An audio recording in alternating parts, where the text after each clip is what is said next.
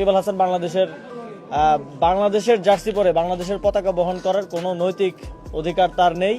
এখন সেটা যদি দুর্নীতি হয়, কাউকে যদি খেলতে না দেওয়া দুর্নীতি হয়, তাহলে সেটার জন্য আমার শাস্তি হোক, আমার কোনো সমস্যা নেই। কার ময়েশ্চার বেশিক্ষণ থাকে, সাকিব নাকি আসিফ মাহমুদ সজীব ভুঁইয়া? বাংলাদেশের ক্রীড়াঙ্গনে আবারও হেড টু হেড একটা সিচুয়েশন তৈরি হয়েছে এবং ট্যাগলাইন আপনি দেখছেন যে এই মুহূর্তে সাকিব আল হাসান আসিফ মাহমুদের থেকে 1-0 এগিয়ে রয়েছে।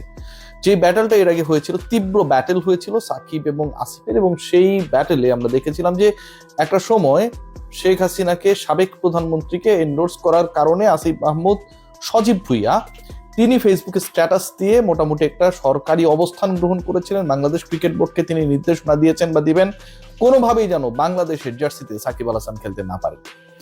গতকাল থেকে যে ঘটনাটা ঘটেছে সেই ঘটনার প্রেক্ষাপটটা অনেকটা এরকম। সাকিব আল হাসানের কিছু ভক্তকুল, আমরা যতটুকু জানতে পেরেছি, দুদকে গিয়ে আসিফ মাহমুদ সজীব ভুঁইয়া দুর্নীতির সাথে যুক্ত এরকম কিছু অভিযোগ করেছে এবং এই অভিযোগের প্রেক্ষিতে আসিফ মাহমুদ সজীব ভুঁইয়া, সাবেক যুব ক্রীড়া উপদেষ্টা, তিনি তার ফেসবুকে স্ট্যাটাস দিয়েছেন।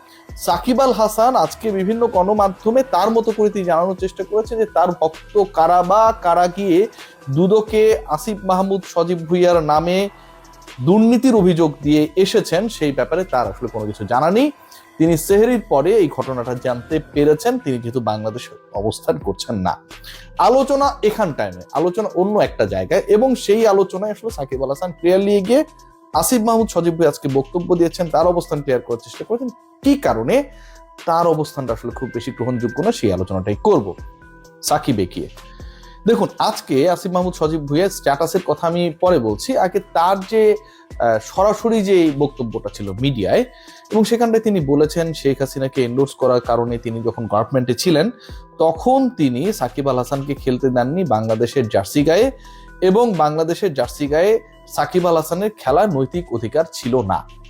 এই আলোচনাটা তিনি করেছেন। এর জন্য যদি শাস্তি হয় তাহলে সেই শাস্তি তিনি মাথা পেতে নেবেন।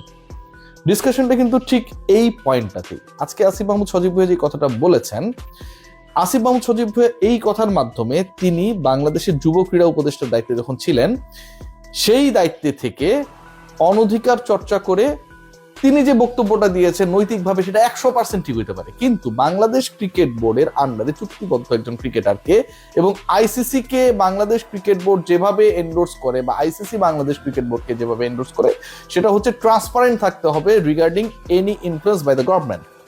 সেখানটায় সাকিব আল হাসানের ব্যাপারে যদি কোনো সিদ্ধান্ত গ্রহণ করা হয় সেই সিদ্ধান্ত এককভাবে বাংলাদেশ ক্রিকেট বোর্ড গ্রহণ করবে। তিনি বলছেন সরকারে থাকা অবস্থায় তিনি সাকিব আল হাসানকে খেলতে দেন নাই, এইরকম অধিকার বাংলাদেশ ক্রিকেট বোর্ডকে আইসিসি দিয়েছে। প্রথম পয়েন্ট যেটা, উত্তরটা হচ্ছে না। দ্বিতীয় যেটা, সেটা হচ্ছে সেই বাংলাদেশ ক্রিকেট বোর্ড, যেই বাংলাদেশ ক্রিকেট বোর্ড বিসিবি কে, আপনারা যতই গালিগালাজ করেন আমাকে, যেই বাংলাদেশ ক্রিকেট বোর্ড বিসিবি কে আসিফ মাহমুদ সজীব ভাই নির্দেশনা দিয়েছিলেন যে সাকিব আল হাসান তিনি শেখ হাসিনাকে এন্ডোর্স করেন, তার বাংলাদেশের জার্সি গায়ে খেলার কোনো ধরনের নৈতিক অধিকার নেই। আসিফ মাহমুদ সজীব ভুঁইয়ার এই বক্তব্যে অনেক নৈতিক শক্তি থাকতে পারে, কিন্তু যেই বোর্ডকে তিনি আদেশটা দিয়েছেন সেই বোর্ডই তো এখনকার বোর্ড। আসিফ মাহমুদ সজীব ভুঁইয়া সাবেক যুব ক্রীড়া উপদেষ্টারই তো বোর্ড। সেই বিসিবি তো তার গড়া, সেই বিসিবির প্রত্যেকটা কাউন্সিলর, সেই বিসিবির প্রত্যেকটা ডাইরেক্টর তিনি যেভাবে চেয়েছেন সেভাবে বাংলাদেশ ক্রিকেট বোর্ড এই মুহূর্তে দায়িত্ব পালন করছেন। এখন সেই ক্রিকেট বোর্ড যেই ক্রিকেট বোর্ড একটা সময় আসিফ মাহমুদ সজীব ভুঁইয়ার নির্দেশনা মেনে সাকিব আল হাসানকে খেলতে দেয় নাই বা সাকিবের ব্যাপারে ইন্টারেস্টেড ছিল না, সেই ক্রিকেট বোর্ড এখন বলছে ক্রিকেট বোর্ডের প্রত্যেকটা কর্মকর্তা মাইক্রোফোন দিলেই গলে যাচ্ছে রীতিমতো। তারা বলছে উই নিড সাকিব আল হাসান, এবং সাকিব আল হাসানের ব্যাপারে যে ধরনের অ্যাকশন গভর্নমেন্ট সেই সময়টা নিয়েছিল অথবা সাকিব আল হাসানের ইস্যুতে সেই সময় যে মামলাগুলো হয়েছিল সবগুলোই ভুয়া। খালেদ মাসুদ পাইলট আজকে বলেছেন যে মামলার স্ক্রিপ্টটা অনেক দুর্বল।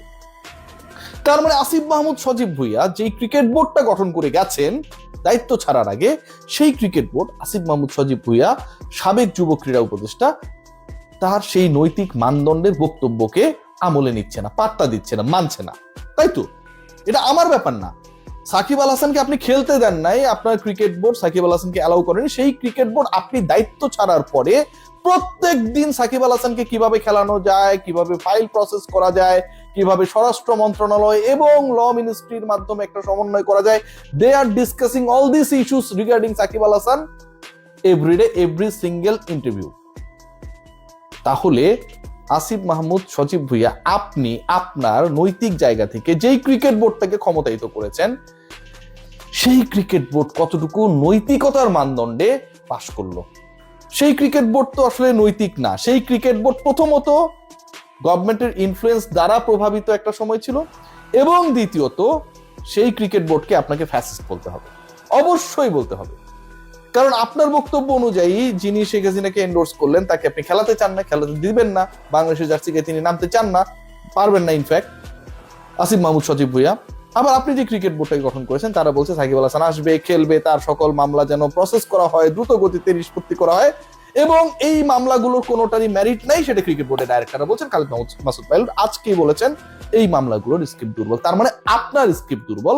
আপনি আপনার গভর্নমেন্ট সাকিব আল হাসানকে কেন্দ্র করে যে ইস্যুসগুলো সেই সময় ক্রিয়েটেড হয়েছিল সেগুলোতে আসলে আপনারা দুর্বল স্ক্রিপ্ট নিয়েই সামনে এগিয়েছেন। বাংলাদেশ ক্রিকেট বোর্ডের বক্তব্যটা অন্তত সেটা বলে, আমার না। দাঁড়ালোটা কি তাহলে? Quite interesting. এখানে ডিসকাশন না কেন সাকিব আল হাসান 1-0 এগিয়ে, কারণ আপনি গন হয়ে যাবার পরে, আপনি দায়িত্ব ছাড়ার পরে আমার এই ডিসকাশন অনেকের খারাপ লাগতে পারে। This are very very true facts. Asif Mahmud Sajib ভাই, আপনি আপনার ওই চেয়ার থেকে সরে যাবার পরে বাংলাদেশ ক্রিকেট বোর্ড আপনার নীতি, আপনার নৈতিকতা, আপনার নৈতিক এথিক্যাল মানদণ্ড সবকিছু থেকে বের হয়ে তারা এখন একটা বক্তব্যই দেয় সারাদিন যে উই নিড সাকিব আল হাসান। আপনি তখনটাই বলেছিলেন যে I don't need Shakib Al Hasan. তার মানে আপনার সাথে তো ক্ল্যাশ হয়ে গেল। আপনার সাথে বাংলাদেশ ক্রিকেট বোর্ড, যেই বোর্ডকে আপনি বসিয়েছেন সেই বোর্ডের সরাসরি ক্ল্যাশ হয়ে গেল। এখন যেই ক্রিকেট বোর্ড সাকিব আল হাসানকে এই মুহূর্তে বাংলাদেশ দলে চায়, যে ক্রিকেট বোর্ডকে আপনি বসালেন, সেই ক্রিকেট বোর্ডকে কি মাননীয় সাবেক যুব ক্রীড়া উপদেষ্টা আসিফ মাহমুদ সজীব ভাই আপনি ফ্যাসিস্ট বলবেন? সেই ক্রিকেট বোর্ডও তো তাহলে শেখ হাসিনাকে এন্ডোর্স করছে। এই ব্যাপারে আপনার বক্তব্য কি? আমার যদি সুযোগ থাকতো নিশ্চয়ই আমি আপনাকে এটা জিজ্ঞেস করতাম। আপনার ইন্টারভিউ যদি একটা সুযোগ হতো আমি নিশ্চয়ই এটা জিজ্ঞেস করতাম, কারণ এই ব্যাপারগুলো আসলে ক্লিয়ার হওয়া দরকার। কারা কেন কোন জায়গায় কিভাবে কাজ করছে এবং সেখানটা আসলে কি করছে। সাকিব এগিয়ে এই কারণে যে আপনি সরে যাওয়ার সাথে সাথে, আপনি চেয়ার ছাড়ার সাথে সাথে জনাব সজীব ভুইয়া সাকিব আল হাসানের পক্ষে বাংলাদেশ ক্রিকেট বোর্ড তার অবস্থান নিয়েছে।